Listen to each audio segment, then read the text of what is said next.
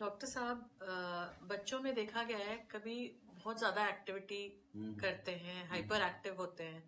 तो एक तो ये हाइपर एक्टिव बच्चों को कैसे पता चले कि वो नॉर्मल है या नॉर्मल एक्टिव है या हाइपर एक्टिव है। एक तो उसको कैसे टेस्ट करते हैं, दूसरा उसको कैसे आइडेंटिफाई करने के बाद मैनेज कैसे करते हैं, स्कूल में भी और घर में भी। देखिए, इसमें हमें दो चीज ध्यान रखनी है।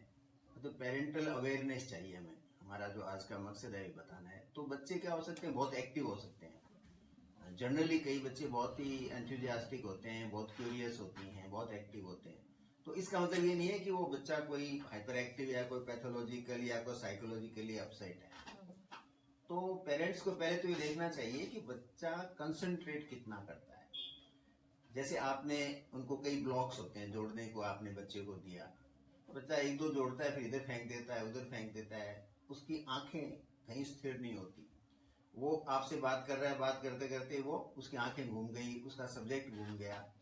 तो बच्चे का यदि फोकस्ड कोई उसका अटेंशन नहीं है कोई चीज के ऊपर, अटेंटिवली नहीं करता है, मान लो चाहे वो 2 मिनट करो, चाहे 5 मिनट करो, वो इधर उधर भटकता रहता है, तो फिर आपको ये मानना चाहिए कि इस बच्चे में कोई न कोई अटेंशन का डेफिसिट है। और दूसरा क्या होता है, जो अटेंशन डेफिसिट बच्चे होते हैं वो थोड़े से डिस्ट्रक्टिव होते हैं नेचर से। अच्छा। चीजों को तोड़ना फोड़ना, और जैसे बातचीत भी करेंगे तो बहुत आप उनमें एक तरह का एग्रेशन नजर आएगा। और ओबीडियंस की ग्रोथ मतलब कमी आती है मोस्ट ऑफ द टाइम। और कितने ही बच्चे ऐसे मिलेंगे जो सेल्फ पे ही उनका सेंटर रहता है सारा। मेरी ही सारी इच्छाएं हो, मेरी सब बातें मानी जाएं, तो उसको लेके बहुत एग्रेसिव होते हैं और एंगर बहुत होता है उनके अंदर। और चीजों को मैंने बताया ना, तोड़ने फोड़ने की बहुत आदत रहती है, चीजों से कोई उनको लगाव नहीं रहता। तो इस बच्चे में इस तरह की कोई टेंडेंसी आई ना, तो फिर हमें उसके बारे में एक ऑल्टरनेट वे सोचना चाहिए कि कहीं ऐसा तो नहीं है कि हमारे बच्चे को कोई मेडिकल एडवाइस की जरूरत है। देखिए, अटेंशन डेफिसिट एक बड़ा कॉम्प्लेक्स सी बीमारी है, क्योंकि कितने ही बच्चे ऐसे होते हैं जो ये अनडायग्नोज रहते हैं। और कई बॉर्डरलाइन अटेंशन डेफिसिट होता है कईयों के अंदर।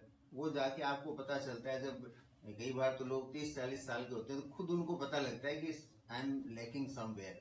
तो फिर उसमें काफी एनालिसिस करनी पड़ती है, फिर जाके वो बड़ा मुश्किल से पता चलता है कि कोई पार्टली आप अटेंशन डेफिसिट है आपके कहीं न कहीं। तो इसके लिए साइकोलॉजिस्ट के पास जाने की जरूरत है या मेडिकल इनिशियली डॉक्टर? आप साइकोलॉजिस्ट के पास जा सकते हो कि बच्चे में कोई साइकोलॉजिकल इश्यू है या नहीं है। किस एज में जाना चाहिए? देखिए, the earlier is the better. खास करके बच्चा, जैसे बच्चा बोलने लग जाए, हाँ बोलने, एटलीस्ट उस बोलने लग जाए। बहुत छोटा बच्चा तो बहुत क्यूरियस होता है, तो उसकी तो बहुत एक्टिविटी होती है, उसको लेकर के नहीं। बच्चा जब जैसे मान लो स्कूल गोइंग हो, अराउंड 5 ईयर्स 6 ईयर्स तो तभी उस पर ज्यादा आप उसको डायग्नोज कर पाते हो, रीड कर पाते हो। तो करीब 5-6 साल का बच्चा हो, फिर आपको लगे कि बहुत ज्यादा ऐसा कोई जैसा बच्चा नॉर्मल होना चाहिए वो नहीं है, तो एक बार आप साइकोलॉजिस्ट से राय ले लो, प्रेफरेबली चाइल्ड साइकोलॉजिस्ट से। लेकिन फाइनल डायग्नोसिस होती है इसमें वो न्यूरोलॉजिस्ट ही करते हैं। अच्छा। और इसका जो मैनेजमेंट इज नॉट इजी, मतलब इसका इजी नहीं है, तो काफी मेहनत करनी पड़ती है। और कई बच्चे ऐसे होते हैं जहाँ पेरेंट्स को पूरी जिंदगी भर मेहनत करनी पड़ती है। राइट। लाइफ लॉन्ग ये प्रॉब्लम चलती है। कई बॉर्डर लाइन वाले होते हैं वो काफी इम्प्रूव हो जाते हैं। और कई बार क्या होता है कि बच्चों में न्यूट्रिशनल डेफिशिएंसी बहुत होती है। आज के मॉडर्न जो खाना है, बहुत इन्फ्लेमेटरी खाना बच्चों को मिलता है। जो भी रेडीमेड आता है, या आपके चिप्स हैं, कोई ये लेज हैं, पता नहीं क्या क्या चीजें होती हैं, तो ये सारे इन्फ्लेमेटरी फूड खाते हैं। तो बच्चों का बिहेवियर उससे भी बॉर्डर लाइन अटेंशन डेफिसिट रहता है उनके अंदर। तो वो सब क्लियर कट डायग्नोज करना है ना, वो इजी नहीं है। तो मेरे हिसाब से आम तौर पे भी अब आज के बच्चों को जब माँ बाप बनना हो तो उनके एक अलग तरीके की ग्रूमिंग होनी चाहिए कि भाई बच्चे को टैकल कैसे करना है अभी के बच्चों को। क्योंकि पहले तो चलिए ठीक है, जॉइंट फैमिली में या कैसे भी करके चला पहले भी था, तो वो अनरेड रह जाता था। अब न्यूक्लियर फैमिली में इनको प्रिपेयर्ड रहना पड़ेगा। क्योंकि एक या दो बच्चे होते हैं, तो उसमें भी ऐसी प्रॉब्लम आ जाती है, तो पेरेंट्स की भी लाइफ सारी डिस्टर्ब हो जाती है, बच्चों की भी डिस्टर्ब हो जाती है। तो इसलिए ये विजिलेंट पेरेंट्स को रहना पड़ेगा कि कोई भी बच्चा जो अच्छी तरह से फोकस नहीं कर पा रहा है अपने आप को, तो एक बार ओपिनियन लेने में कोई कोई हर्ज नहीं है, और ओपिनियन साइकोलॉजिस्ट का भी लेना चाहिए, and it is very normal, और इट्स अ न्यूरोलॉजिस्ट नॉर्मल का भी, प्रोसेस। हाँ नॉर्मल यूरोलॉजिस्ट का भी लो।